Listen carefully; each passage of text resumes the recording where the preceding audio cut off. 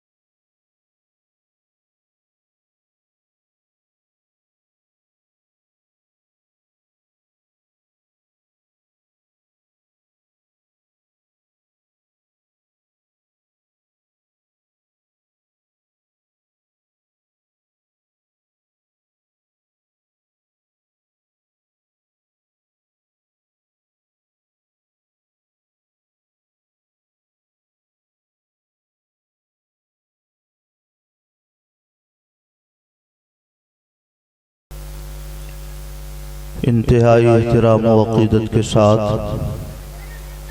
अपने आका के दरबारे गोहर बार में दुरूद व सलाम की नज़र पेश कीजिए। अल्लाहुम्मा सल्लि अला सय्यदिना व मौलाना मुहम्मदिन मअदनिल जूद वल करम व अला आलिहि व सहबिहि व बारिक व सल्लिम सलातन व सलामन अलैका या रसूल अल्लाह। अज़ीज़ाने गिरामी,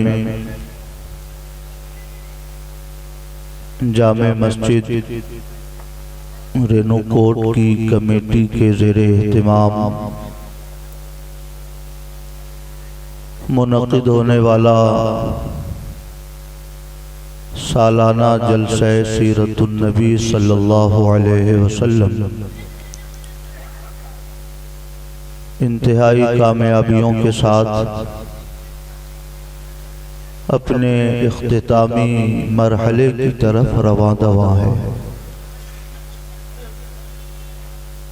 बहुत ही शानदार नातें आप हजरात ने समाअत फरमाई। हजरत अल्लामा अबुल हक्कानी साहब का बहुत ही रूह परवर खिताब आप हजरात ने समाअत फरमाया।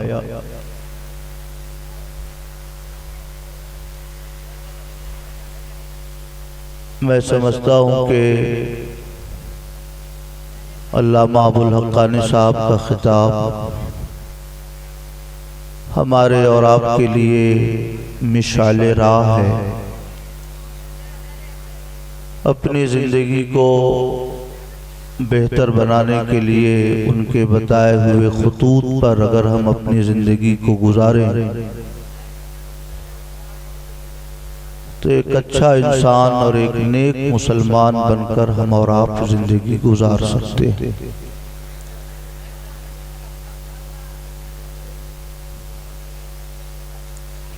चूंकि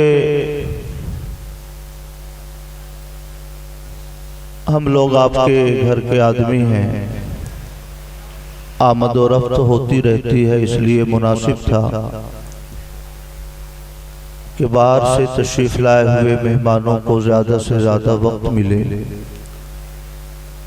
इसी मसलहत से हमारी कमेटी के ज़िम्मेदारों ने मुझे बाद में रखा,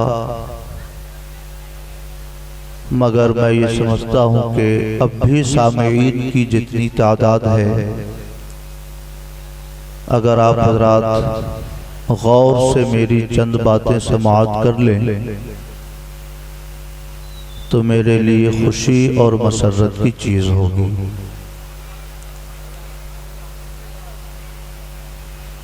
दुरूद शरीफ पढ़ें। अल्लाहुम्मा सल्लि अला सय्यदिना व मौलाना मुहम्मदिन मअदनिल जूद वल करम व अला आलिहि व सहबिहि व बारिक व सल्लिम सलातन व सलामन अलैका या रसूल अल्लाह। 54 में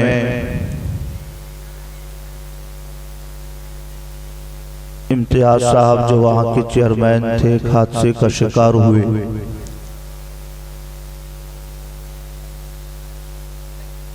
वहाँ एक सुबह में मजलिस मुनक़िद हुई थी। उसमें मैंने ये नात शरीफ पढ़ी थी। 2-3 शेर उस नात शरीफ का पढ़कर मैं अपनी गुफ्तगू का आगाज करता हूँ। फिर दुरूद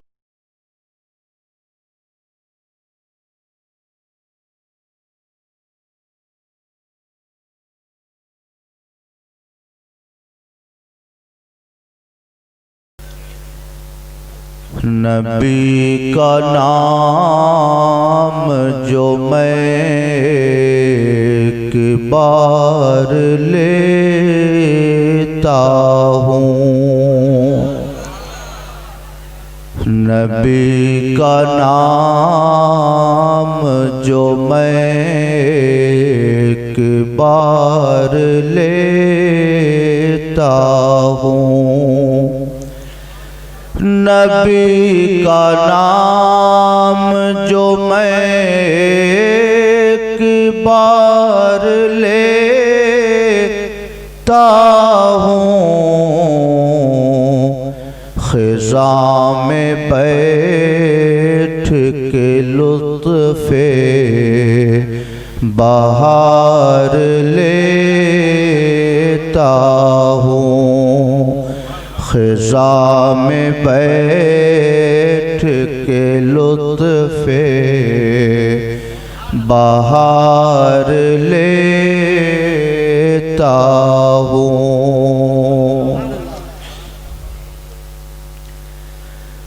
इसी ने रखा है मेरा भरम ज़माने में, इसी ने रखा है मेरा भरम ज़माने में, वो एक नाम जो मैं बार बार लेता हूँ, वो एक नाम जो मैं बार बार लेता हूँ। और ये शेर बहुत खूबसूरत है। हमारे आली जनाब हाजी फ़कीर अली साहब अब तक बैठे हुए हैं, रात के 2:30-3 बज गए। इसका मतलब है कि जलसा आप हजरात का बहुत कामयाब है। खुसूसी हजरात और ख़ास लोग अब तक मजलिस में मौजूद हैं। ये शेर बहुत खूबसूरत है। तुम्हारे काकुले मुश्किन का जिक्र करके हुजूर, काकुल का माना बाल होता है। तुम्हारे काकुले मुश्किन का जिक्र करके हुजूर, मैं अपनी ज़िस्त के गेसू सवार लेता हूँ, मैं अपनी ज़िस्त के गेसू सवार लेता हूँ, ख़िज़ा में बैठ के लुत्फ़े बहार लेता हूँ। दुरूद शरीफ पढ़ें। अल्लाहुम्मा सल्लि अला सय्यदिना व मौलाना मुहम्मद मादनिल जूद वल करम व अला आलिहि व सहबिहि व बारिक व सल्लिम सलातम व सलामन अलैका या रसूल अल्लाह। सय्यदिना व मौलाना मुहम्मद मादनिल जूद वल करम व अला आलिहि व सहबिहि व बारिक व सल्लिम सलातम व सलामन अलैका या रसूल अल्लाह। अज़ीज़ान गिरामी, पूरे इलाके की दीनी और मजहबी रहनुमाई फरमाने वाली शख्सियत, जिन्हें दुनियाए अहले सुन्नत हुजूर नसीर मिल्लत मुद्दज़िल्लुहुल आली के नाम से जानती है, हमारे दरमियान जलवा फरमा हो चुके हैं। और ये आप हजरात की खुशकिस्मती है कि मेरी मालूमात के मुताबिक मुसलसल इस मजलिस में आप तशरीफ फरमा होते हैं, और मेरे अंदाजे से 15-20 साल से शायद कोई ऐसी मजलिस हुई हो जिसमें आप ने शिरकत फरमाई।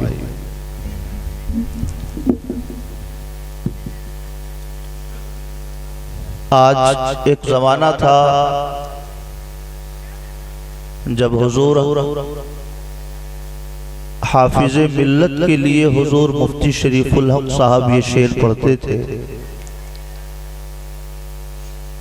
कि हम हुए तुम हुए कि मीर हुए, सब उसी जुल्फ के असीर हुए। हम हुए तुम हुए कि मीर हुए, सब उसी जुल्फ के असीर हुए। यानी किसी भी आलिम का शजरे नसब, शजरे इल्म निकाल के देख लो, कहीं ना कहीं से उसका ताल्लुक हुजूर हाफिज मिल्लत के शागिर्दों से जरूर निकल जाएगा। लेकिन मैं बिला खौफ तरदीद अब ये शेर हुजूर नसीर मिल्लत के लिए भी पढ़ सकता हूँ कि हम हुए तुम हुए कि मीर हुए, सब इसी जुल्फ के असीर हुए।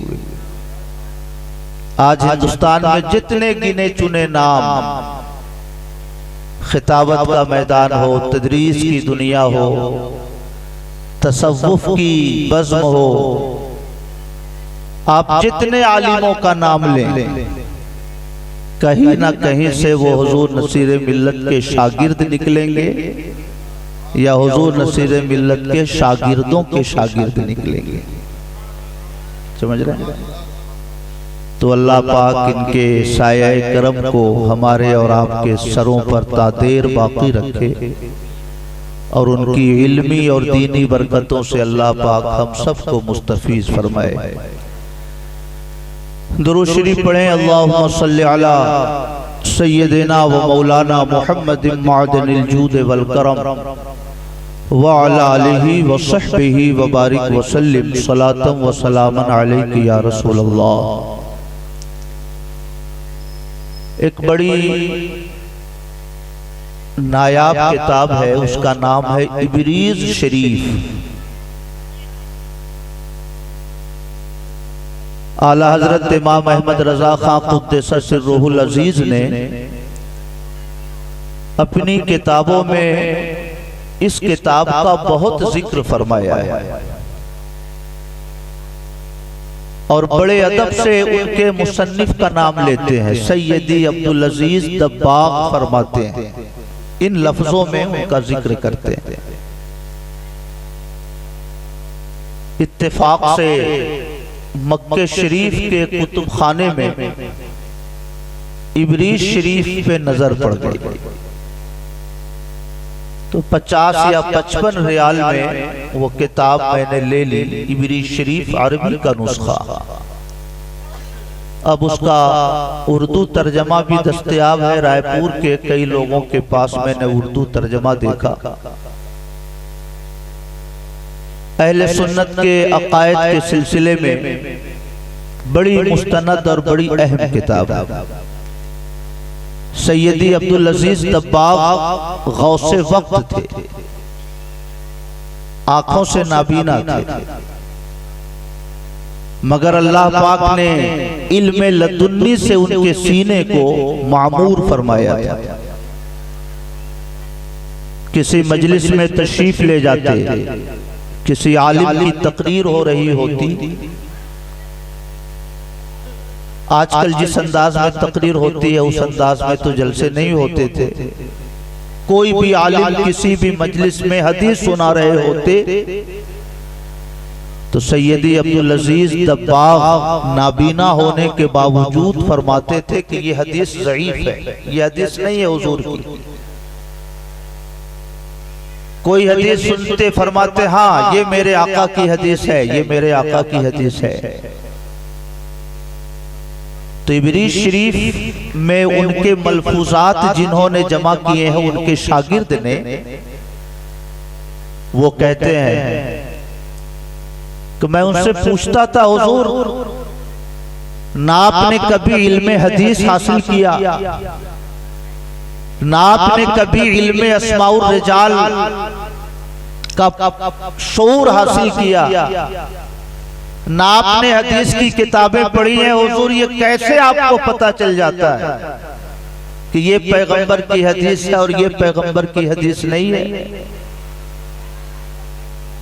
तो फरमाते हैं कि सैयदी अब्दुल अजीज दब्बाग इरशाद फरमाते कि जाड़े का मौसम हो, जाड़े के मौसम में तुम में से कोई जब गुफ्तगू करता है तो उसके मुंह से भाप निकलता है। बैठे हुए लोग भी महसूस कर लेते हैं कि इसकी जुबान से भाप निकल रहा। तो सैयदी अब्दुल अजीज दब्बाग फरमाते हैं कि इसी तरह तुम में से कोई जब मेरे पैगंबर की हदीस पढ़ता है तो उसकी जबानों से नूर की शुआ निकलती है। अगर कोई हदीस पढ़ने वाला नबी की हदीस पढ़े और मुझे नूर की वो शुआ नजर आ जाए तो मैं समझ जाता हूं कि ये मेरे पैगंबर की हदीस है। और पढ़ने वाला नबी की हदीस कह कह के पढ़ता रहे मगर नूर की वो तजल्ली मुझे न दिखे तो मैं समझ जाता हूं कि ये मेरे आका की हदीस नहीं। कहिए जोर से सुभान अल्लाह।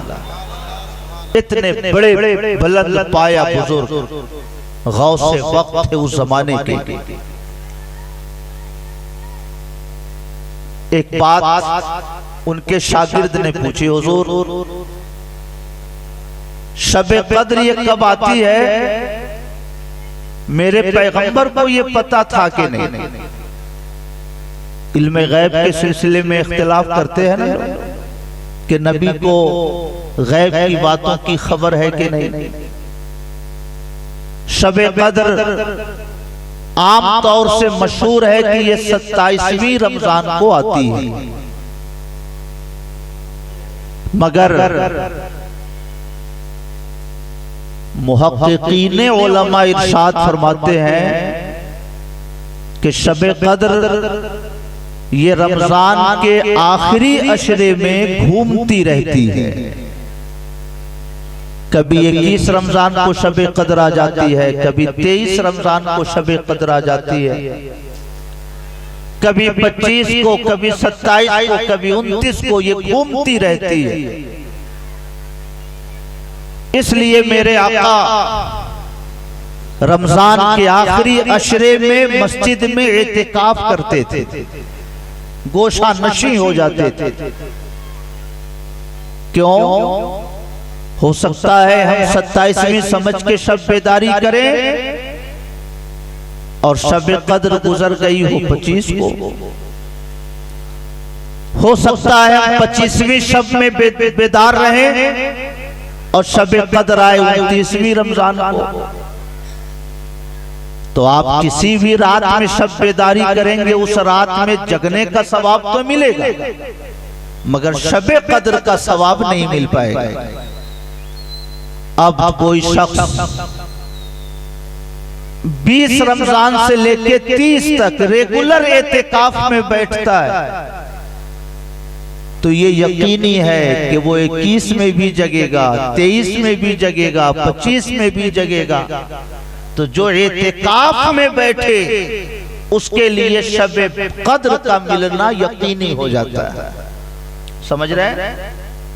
शब कद्र का मिलना उसके लिए यकीनी हो जाता है।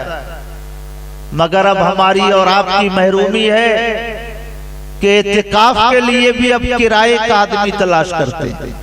पूरे मोहल्ले में जो सबसे बेकार आदमी हो, न कोई काम हो, न कोई धंधा हो, न कोई तिजारत हो, बिल्कुल माजूर हो, बेकार का मतलब बिल्कुल माजूर हो, उसको लाके बैठाते हैं।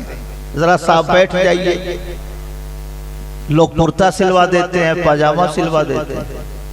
इतनी बड़ी शहादत की रात कि एक रात अगर आप जग गए, वो शब आपको हासिल हो गई, तो 82 साल इबादत करने का सवाब आपको मिल जाता है। उस अजीम नेमत को हासिल करने के लिए भी हम लोग आदमी तलाश करके लाते हैं। मेरे भाइयों, इसलिए हमारे बुजुर्गों का ये मामूल रहा है कि वो रमजान के आखिरी अशरे में इत्तिकाफ करते थे। हुजूर सदरुल शरिया जिन्होंने बहार शरीयत लिखी है, बहार शरीयत का ज्यादातर हिस्सा रमजान के महीने में लिखा है आपने, मस्जिद में बैठ के लिखा है आपने, और ज्यादातर हिस्सा आपने रमजान के आखिरी अशरे में लिखा है। इसलिए अल्लाह पाक ने उस किताब को मकबूलियत अता फरमाई है। सुन्नियों का कोई आलिम हो वो भी उस किताब को पढ़ता है, और वहाबी और बदअकीदों का भी कोई इदारा हो तो शब बहार शरीयत आपको वहां जरूर मिल जाएगी।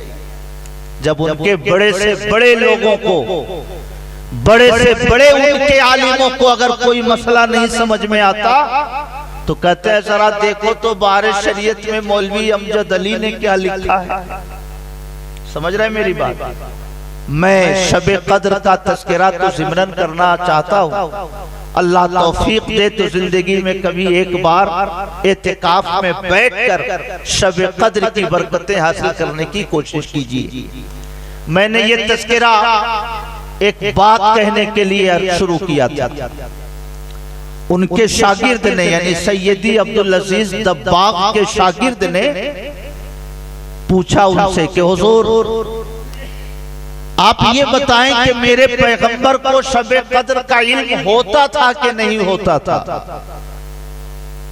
उनका जो जवाब है वो जवाब सुनिए। फरमाते हैं, बखुदा अगर मैं मर जाऊं और लोग मुझे कब्र में दफन कर दें, मेरी लाश अकड़ जाए, मेरे पांव ऊपर उठ जाएं, मेरा सर नीचे हो जाए, अगर ये कैफियत भी मेरे ऊपर हो जाए तब भी खुदा की कसम शबे कद्र उस वक्त तक आगे नहीं बढ़ सकती जब तक कि शबे कद्र का इल्म मुझे ना हो जाए। कहिए जोर से सुभान अल्लाह। और आगे कहते हैं, फनबीयुल्लाह आला व अरफा, जब मेरी ये हालत है तो अल्लाह के पैगंबर की शान तो बहुत बुलंद वाला है, अल्लाह के पैगंबर का मकाम तो बहुत ऊंचा है। जब कब्र में रहने के बावजूद अल्लाह मुझे शबे कद्र का इल्म अता फरमाता है और फरमाएगा, तो फिर नबी से शबे कद्र मख्फी रहे, ये कैसे मुमकिन हो सकता?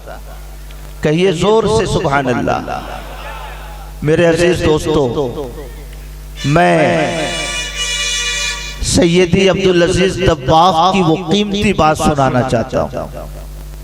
उन्होंने उसी इब्रीज शरीफ में लिखा है कि रजब रात का आखिरी हिस्सा शुरू होता है, रात का आखिरी हिस्सा शुरू होता है। रात को 3 हिस्सों में बांटिए, 12 घंटे की रात है, तो जब ये आखिरी 4 घंटे का हिस्सा शुरू होता है तो फरमाते हैं कि गारे हिरा में पैगंबर का दरबार सजाया जाता है।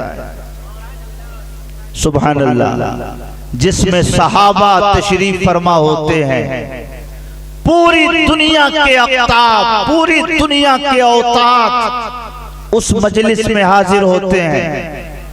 हुजूर के जितने सहाबा हैं सब गारे हिरा में तशरीफ फरमा होते हैं, और पूरी दुनिया में कहां क्या होना है, कहां क्या तब्दीली होगी, कहां क्या निजाम बदलेगा, उसी दरबार में और उसी मजलिस में अल्लाह के हुक्म से मेरे पैगंबर इन चीजों का फैसला फरमाते हैं।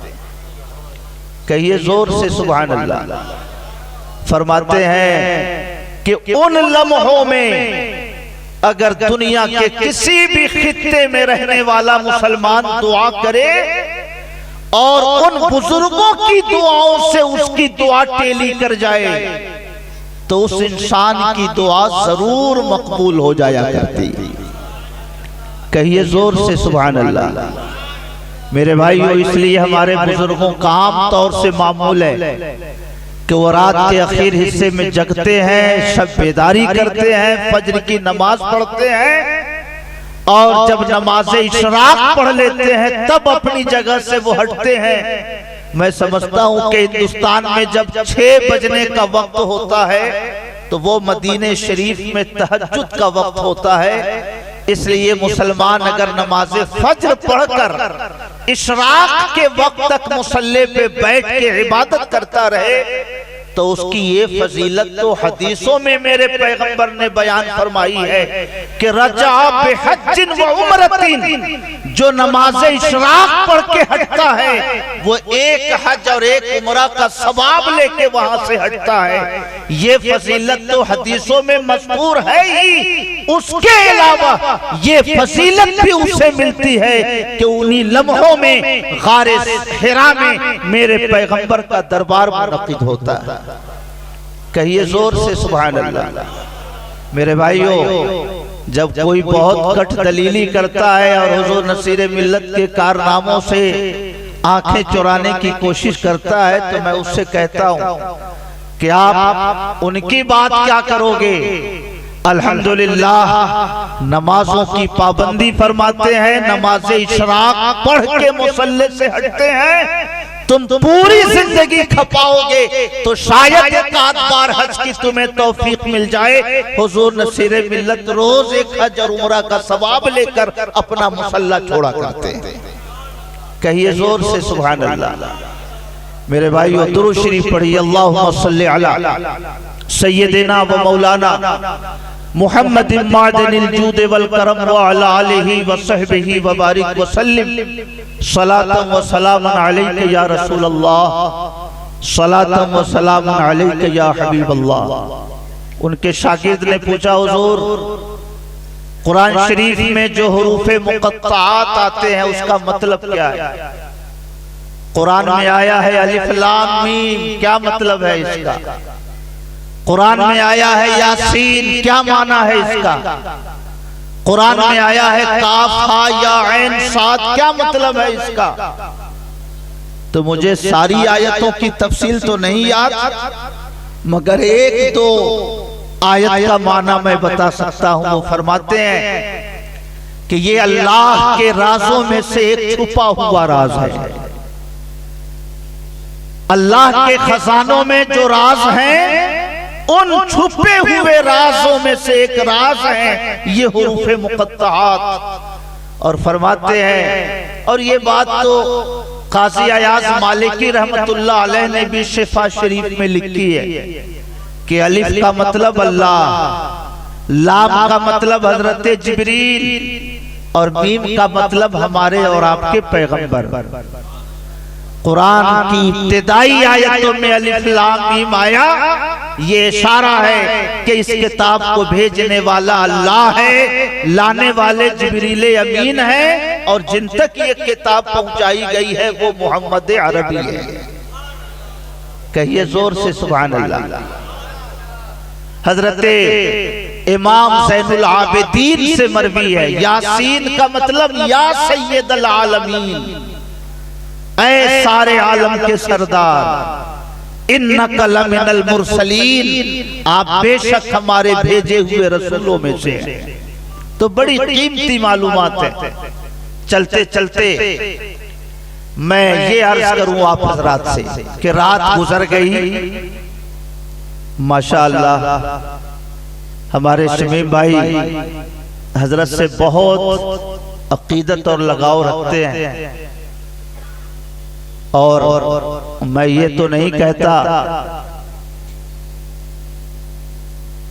कि हुजूर की सवारी जिस तरह हजरत अय्यूब अंसारी के घर ठहरी थी, मैं ये तो नहीं कहता कि हुजूर नसीर मिल्लत की सवारी शमीम भाई के घर ठहरती है। क्या पैगंबर का मकाम और क्या हम और आप, मगर ये जरूर कहता हूँ कि हजरत अय्यूब अंसारी की गुलामी की बरकतें अल्लाह पाक ने शमीम भाई को भी अता फरमाई है। सारे आलिमों के लिए इनका दरवाजा करम हमेशा खुला हुआ रहता है ना? खास तौर से हुजूर नसीर मिल्लत वहाँ कयाम फरमाते हैं और बहुत मोहब्बत से, बहुत लगाव से हमारे शमीम भाई हुजूर नसीर मिल्लत की खिदमत करते। चलते चलते मैं ये अर्ज करूं, रात गुजर गई, कम से कम 1 लाख रुपया आप हजरात ने इस जलसे पे खर्च किया। इतना शानदार पिंडाल, इतना शानदार माइक, आलिमों और शायरों को आपने बुलाया। रात भर में आपने सीखा क्या? सुबह को आप अपने घर जाएंगे, आपकी अहलिया अगर ना आ सकी, वो आपसे पूछेंगी कि रात जलसे में हुआ क्या, तो क्या कहेंगे आप? कुछ आपने सीखा जलसे में? बोलिए, कुछ सीखा आपने, कुछ समझने की कोशिश की, कुछ अपनी जिंदगी को बदलने की कोशिश की? मेरे भाइयों, अब मदरसों में आपके जाने का वक्त नहीं रहा। जिंदगी की मसरूफियत इतनी बढ़ चुकी है कि आप किसी आलिम की दरसगाह में बैठकर किताबें पढ़ें, इतनी फुर्सत अब आपके पास नहीं रही। इन जलसों को दीनी उलूम हासिल करने का जरिया बनाइए और इन्हीं जलसों के जरिए अपनी जिंदगी में दीन की रोशनी पैदा कीजिए। समझ रहे हैं? तभी हमारे कमेटी के जिम्मेदारों की मेहनत वसूल होगी, तभी हमारे पीर मोहम्मद साहब की ये कद्दो काविश, ये जिद्दोजहद अल्लाह के दरबार में मकबूल होगी, तभी हमारा और आपका ये आना और बैठना मकबूल होगा। याद रखिए, अल्लाह पाक जब किसी बंदे से नाराज होता है तो उससे रिज्क नहीं छीनता है, खिलाना पिलाना उसका बंद नहीं करता है, खाना तो वो सांप को भी देता है, उसके दरवाजे करम से तो बिच्छुओं को भी ग़िज़ा मिलती है, उसके फजल के सहारे तो समुंदर में रहने वाली मछलियां भी अपनी जिंदगी आगे बढ़ाती हैं। खुदा जब किसी बंदे से नाराज होता है तो रिज़्क नहीं छीनता, किसी बंदे से नाराज होता है तो दौलत नहीं छीनता, किसी बंदे से नाराज होता है तो अपने जिक्र की तौफीक छीन लेता है। समझ रहे हैं? अपने जिक्र की तौफीक उसे छीन लेता है। मेरे भाइयों,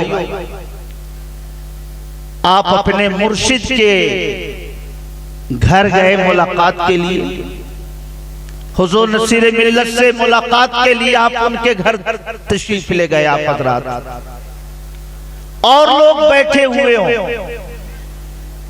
शमीम भाई गए, उनसे हजरत ने खैर खबर ली, हमारे मेहदी साहब गए, उनसे हजरत ने खैर खबर ली, आप भी बैठे हुए हैं, मगर हजरत अगर आपसे कुछ खैर खबर ना पूछें तो आपके दिल पे कैसा सदमा गुजरेगा? समझ रहे हैं? अच्छा लगेगा आपको? मेहदी साहब कहें कि चलिए चाय पीते हैं हम लोग, आप कहेगा नहीं नहीं, मिलने आए थे हजरत से और हजरत को पता नहीं क्या नाराजगी है, खैर खबर भी हजरत ने नहीं पूछी, आपको चाय अच्छी नहीं लगी, आपको अगर कोई खाना खिलाने के लिए होटल में ले जाए आपको खाना अच्छा नहीं लगेगा, पता नहीं क्या बात हो गई, इतनी दूर से आया हूं अपने पीर से मिलने, मगर हजरत ने मेरी तरफ कोई तवज्जो नहीं दी, मुझसे कोई खैर खबर नहीं पूछी। सुभान अल्लाह, हम और आप किसी से नाराज हो जाएं, तो बंदे का सुकून छिन जाता है, बंदे के दिल से खुशी और मसरत की कैफियत खत्म हो जाती है। न खाना अच्छा लगता है, न पीना अच्छा लगता है।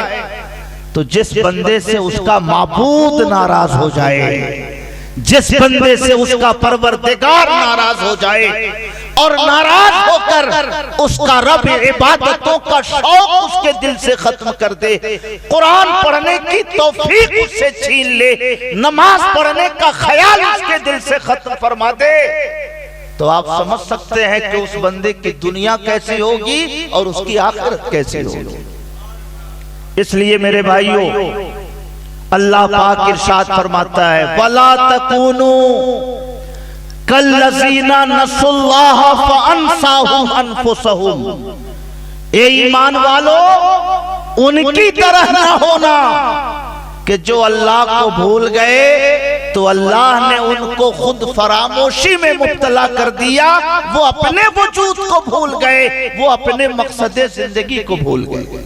ऐसा मत बनना, उन लोगों की तरह मत होना कि जिन्होंने खुदा को फरामोश किया तो अल्लाह पाक ने उनको उनके वजूद से बेखबर कर दिया। समझ रहे हैं? ऐसा मत बनना। और मेरे भाइयों, आप जरा सोचें, किताबों में लिखा है कि जब कोई बंदा मोहब्बत के साथ हुजूर पर दुरूद पढ़ता है तो गुंबदे खजरा से नूर की शुआएं चलती है। दुरूद पढ़ने वाला जब तक दुरूद पढ़ता रहे, नूर की शुआओं में वो घिरा रहता है और गुंबदे खजरा से अनवारो तजल्लियात की जो बारिश होती है, उस बारिश में उसके वजूद से गुनाहों के धब्बे मिटते चले जाते हैं, उसका वजूद गुनाहों से पाक होता चला जाता है। ये दुरूद की बरकत है। सुभान अल्लाह। अब आप अंदाजा लगाएं कि दुरूद जिस नमाज का हिस्सा है, रुकू जिस नमाज का हिस्सा है, सजदे जिस नमाज में शामिल हैं, अत्तहियात जिस नमाज का हिस्सा है, सारी नेकियों का मजमुआ नमाज। अगर बंदा नमाज में सर झुका के खड़ा हो जाए तो अल्लाह की रहमतों की कैसी बारिश उसके ऊपर होती होगी। जब दुरूद में ये बरकत है। बहुत सारे लोगों को लगता है कि आलिम लोग ये नमाज ही के लिए बार बार क्यों कहते हैं? इसलिए कहते हैं कि नमाज तमाम इबादतों का जरिया बन जाती है। नमाजी को देखेंगे वो तस्बीह भी पढ़े, नमाजी को देखिएगा मुसल्ले पे बैठा है तो दुरूद भी पढ़े, नमाजी को देखिएगा उसे याद है कि मुझे नमाज पढ़नी है तो बगैर पानी के वो पेशाब नहीं करेगा। कहीं भी रहेगा उसको ये ख्याल रहता है कि मुझे नमाज पढ़नी है, बगैर पानी के मैं पेशाब कैसे करूं। नमाजी आदमी कहीं भी रहेगा अपना कपड़ा पाक रखेगा।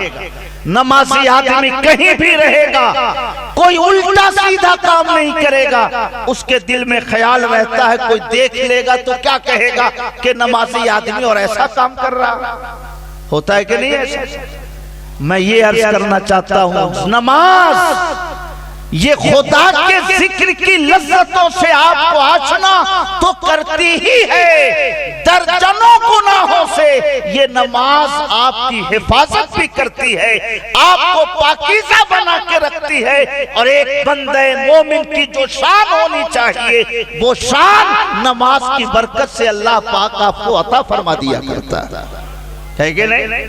इसलिए मेरे भाइयों, अपनी जिंदगी को बदलने की कोशिश करिए, गाफिलों की जिंदगी ना गुजारिए।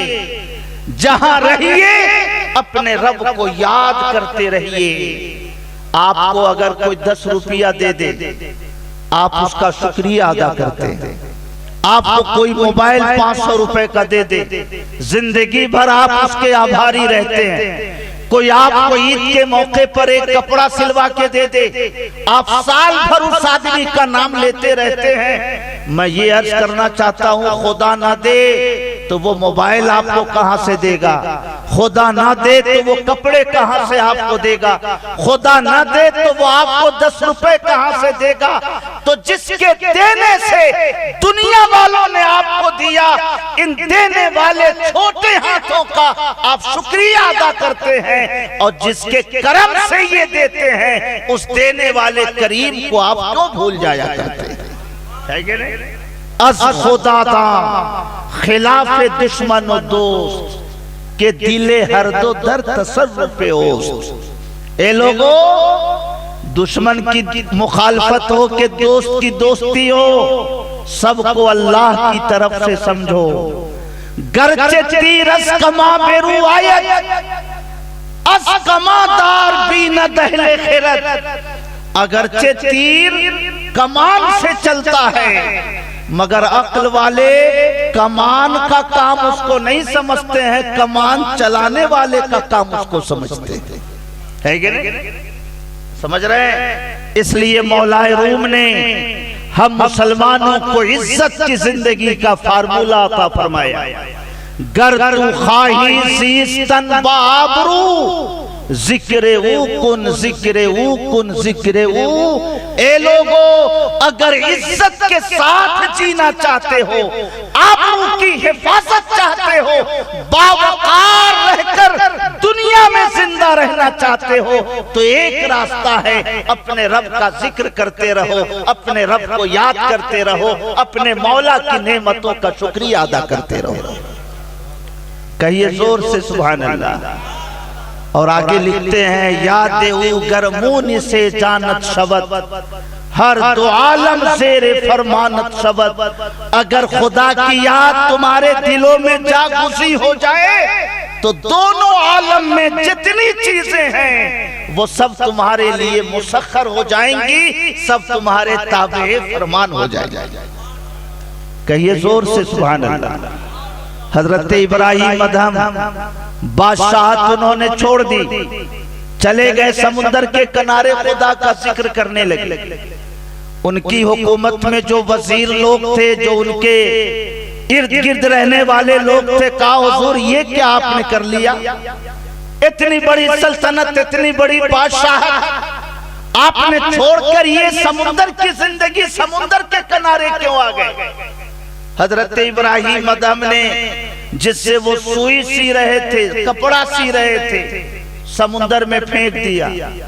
थोड़ी देर के बाद फरमाया, ए मछलियों, मेरी सुई गुम हो गई है, जरा तलाशो। तो समुद्र की जितनी मछलियां थी सब अपने अपने मुंह में एक सुई लेके ऊपर निकल आई।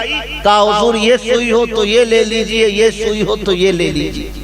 हजरत इब्राहिम अदहम ने फरमाया, अब तुम बताओ कि वो हुकूमत अच्छी थी या ये हुकूमत अच्छी है? कहिए जोर से सुभान अल्लाह। इसलिए मेरे भाइयों, जलसों को मनोरंजन का जरिया न समझिए, जलसों को सैरो तफरीह का जरिया न समझिए।